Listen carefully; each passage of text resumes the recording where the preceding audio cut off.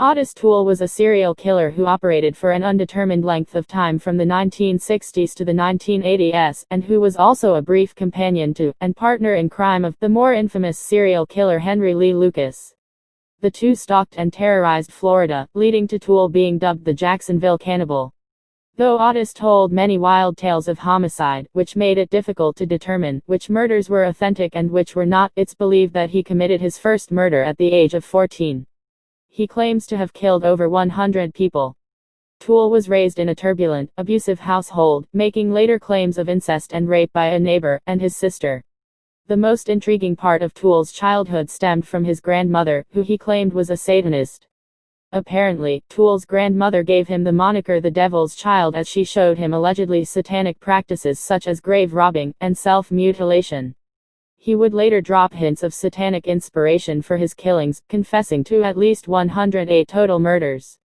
Toole had a very low IQ and needed the aid of Lucas to continue undetected.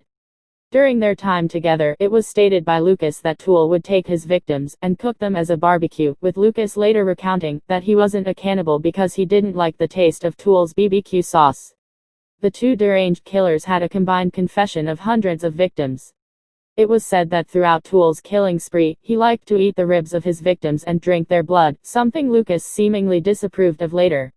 When asked in an interview whether he actually ate people or not, Toole replied, "You look damn tasty. If I had me a knife, I'd slit your throat and drink some blood."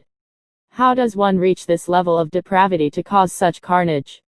Toole and Lucas told much about their murders, yet were still left wanting something more concrete as to what drives a person to this level of evil.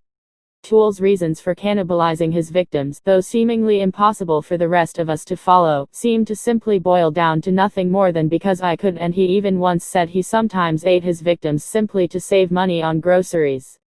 That is the very definition of in cold blood. Audio recordings of the two madmen discussing their cannibalistic ways over the phone are plentiful and can be found online.